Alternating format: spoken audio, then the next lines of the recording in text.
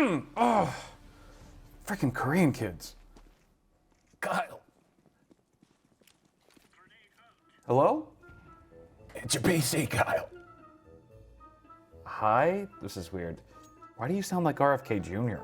Because I can't breathe. Can you? Oh, yeah. Oh, that's better. Woo! My temps are garbage, you know. Where'd you get this case? TJ Maxx? Heat pun.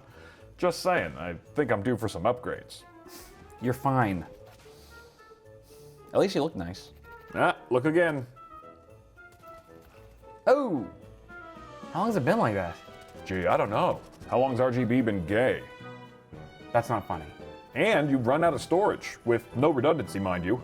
That drive goes down and so do all your precious selfies. Oh, come on. Those are for thumbnails.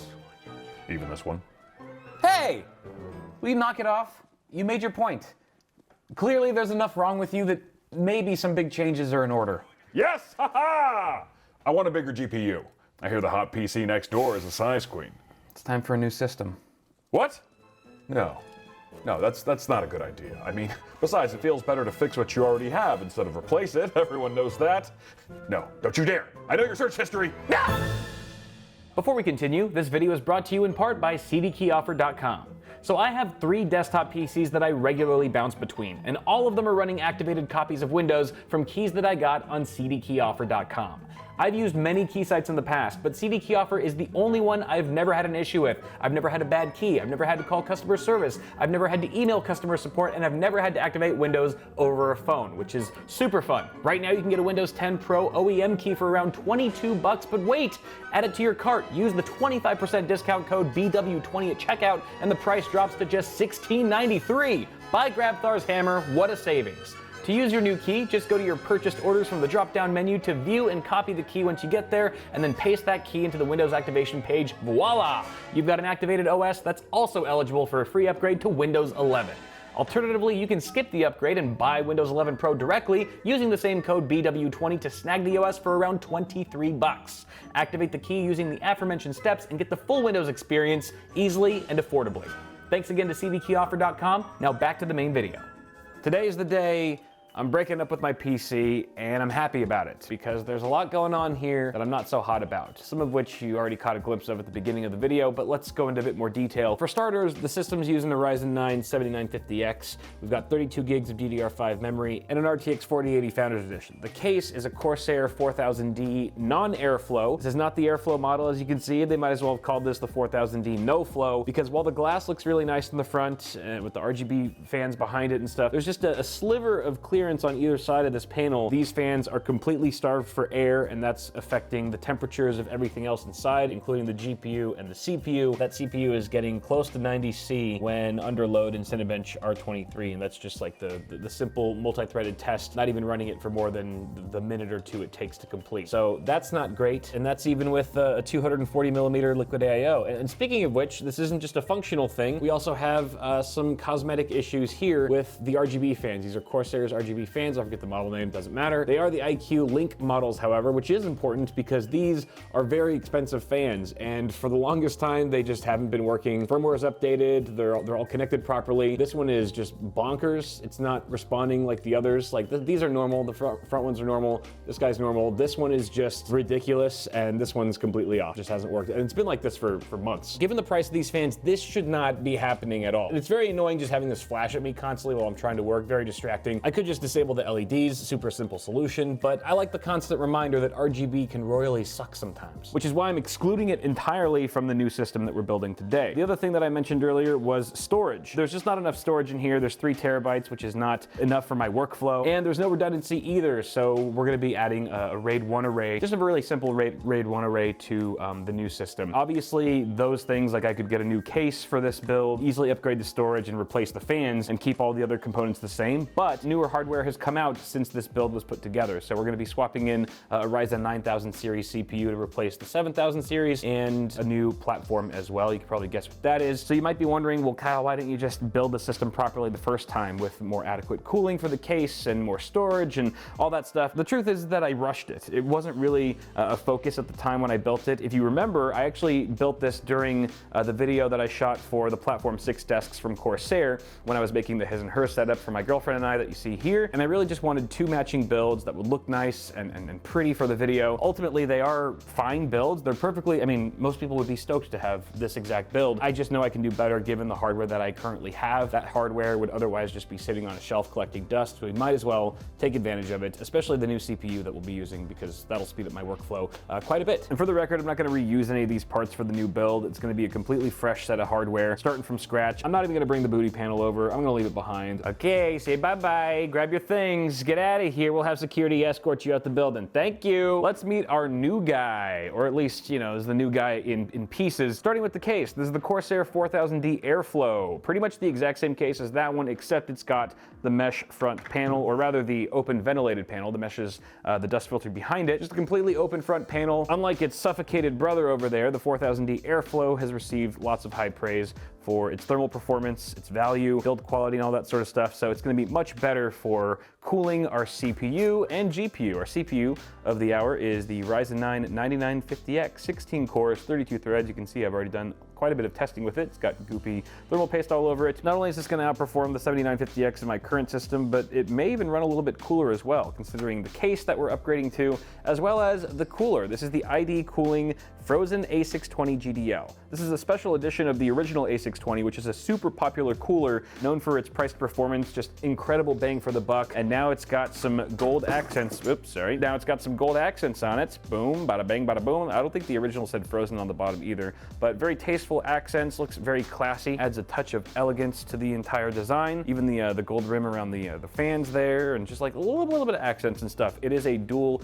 tower heatsink. You can see right there. It's got plenty of clearance for RAM on either side. If you happen to have DIMM slots on either side of your CPU socket, the fan is also adjustable. Actually, there's two fans. They're both adjustable with these brackets, so you can raise the fans even further if you need additional clearance there. I do appreciate that the aluminum fins are painted black, matching everything else. You've got six 6mm heat pipes and a pure copper base plate. Comes included with two 120mm fluid dynamic bearing PWM fans, baby, with huge rubber pads on both sides for all four corners for reduced noise and vibration as they hug up against those heat sinks, baby. Like I said, the price performance of this cooler is absolutely insane. It's extremely hard to beat, and it's only $40. So I'm literally cooling a $600 CPU with a $40 air cooler. ID Cooling seems extremely confident with this product. I've never used it myself, so I'm actually very curious to see how it performs on top of the Ryzen 9 chip. And fortunately, we now have a case with much better airflow to help us with that even further. And I believe the case comes with two fans. There's one 120 here and another 120 at the rear, but you've actually got mounting points for 3 at the front, 2 at the top, 1 at the rear. All of them 120s, which is why ID Cooling has also sent us some more of those gold fans, those black and gold fans, AF127 GDLs, baby. We've got, I think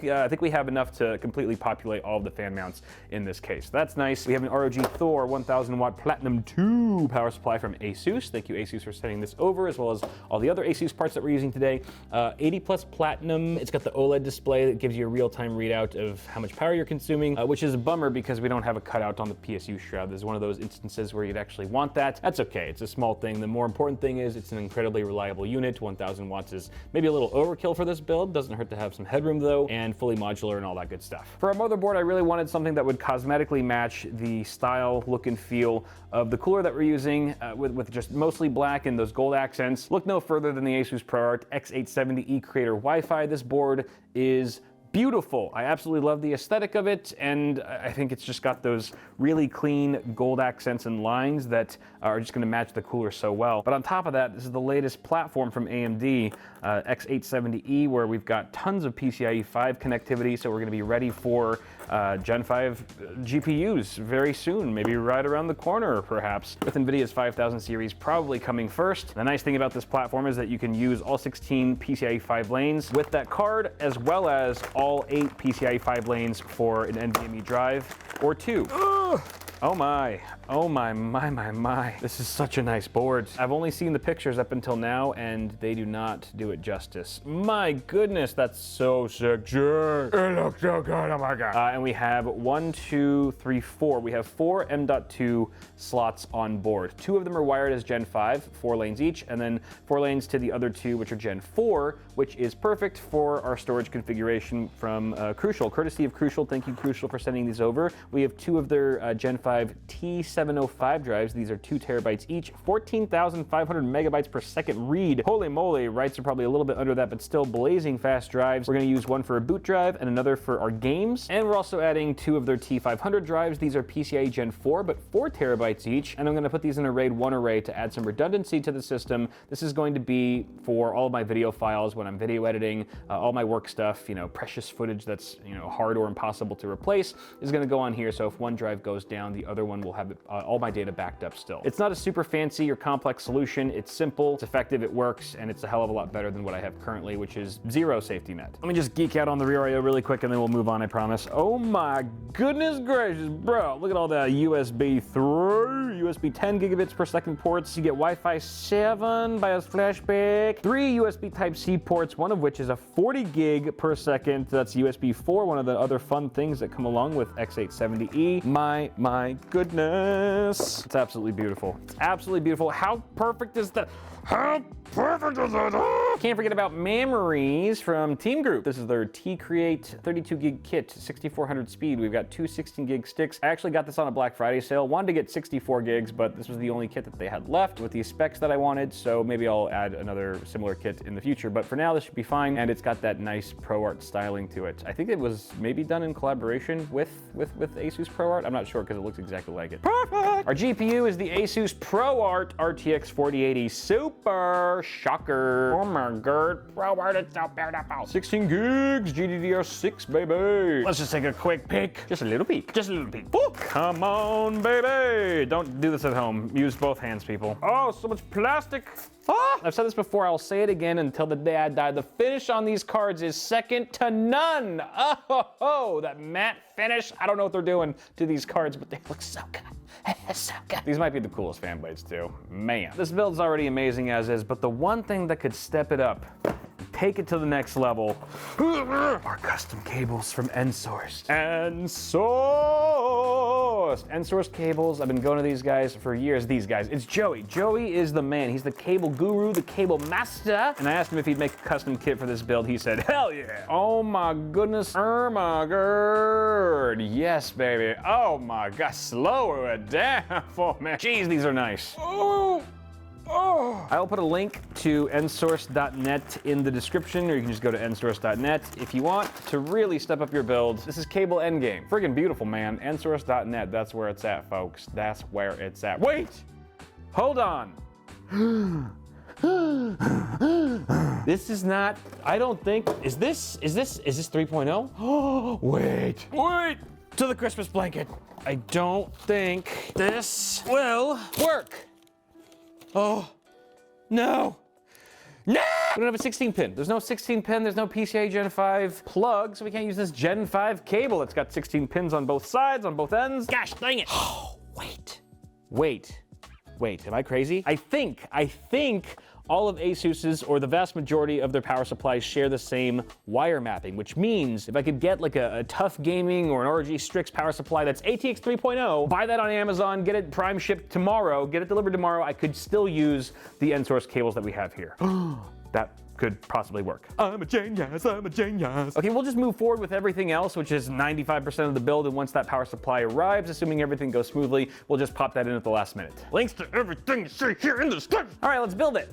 All right, she's done. She's all done, baby. We were able to get a power supply in time. I went with the Tough Gaming 1000 watt unit. It is ATX 3.1 compatible, so our PCIe 5 cable fit like a glove. The question is, will it actually work?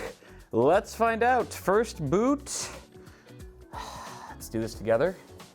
Everyone hold hands. Okay, fans are spinning. We should get a video signal because we have an X870E board, which is ready to go for Ryzen 9000. We don't need a BIOS update like we did with X670, for example, and it's looking good, baby. Yeah, yeah, yeah, yeah, yeah. Heck yeah, we are ready for Windows installation and a little bit of testing. But before I get into that, just some quick notes about the build. First of all, what do you guys think? I love the aesthetic personally. I think it looks really great. The gold accents and trim are really doing it for me. It kind of makes the system pop, but it's subtle. It doesn't go over the top. It's not too extra. It just looks really classy and nice. And you know, when I started this build, I was a little concerned that some of the gold wouldn't match because we're dealing with a lot of gold from completely different brands, right? The cables, the cooler, the ProArt stuff. And for the most part, it actually looks really, really good. It's not exact. It's not one-to-one. Like it's a little bit darker on the ProArt hardware than it is on the cables and the cooler and the fans, but it works. Having several different shades of a single color actually blends pretty well. I wonder if that's like a design 101 thing. But yeah, it looks really great.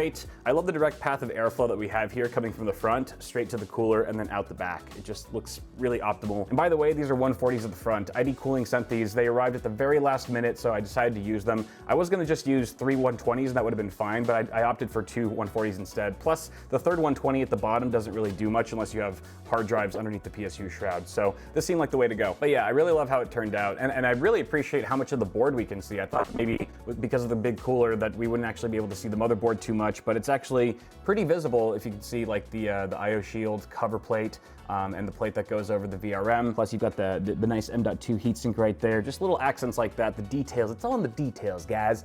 So I'm really glad that the board is very visible. The RAM, however, is not. It clears just fine. As I mentioned, there's tons of RAM clearance with this cooler, despite its size, but the DIMMs do get obfuscated quite a bit by this fan that's on the right tower. Cable management was a breeze, not necessarily because the 4000D has amazing cable management. There's not a whole lot of space behind the motherboard, but having exact length cables that go straight to the power supply and not having to use extensions really helps a lot. The temperatures are so good. I knew that the temps on this new system would be better than the old one, but I didn't expect them to be as good as they are. Obviously, this has a lot going for it that the old system doesn't. A better case with better airflow. We have Ryzen 9000, which has improved thermal resistance over Ryzen 7000. And despite this being a $40 air cooler, compared to the high-end Corsair 240mm liquid AIO, this cooler is handling that 16 core like a champ. Let's take a look really quick here. Ignore Combustor in the background. It is running, but it's not going to affect anything until we look at the GPU temps, which are right over here. That's live monitoring. These 4 are screenshots. These are just screenshots. These 2 on the top are from the old system. These are from the new system, idle and load. If you recall, the old system was idling at around 54, 55 to 57 or 58 C. In the mid 50s, idling, just doing nothing, almost hitting 60 C. Absolutely atrocious. Going down to the new system, we are now at 36, 37, much improved. That's almost a 20-degree reduction just at idle. Obviously, this is not an apples to apples comparison by any stretch. This is just Kyle's old PC versus Kyle's new PC. All the hardware is different case, different CPU, cooler, but it's still a cool drop to see, and it's just absolutely insane that I was actually just idling at these temps for the better part of this year. Moving on to stress test in Cinebench R23, you can see the old system was hitting roughly 90 C, not too great, and now we're at a lovely 74 C. Oh yeah, baby! As you might have guessed, the CPU isn't the only thing benefiting from the new build. The GPU temps are great as well. As I said, we're running Combustor. This is at 4K right now, 3840 by 2160 resolution. We've been running Combustor for almost 20 minutes now. No joke, we have not cracked 70 C yet. I don't even know if we ever will.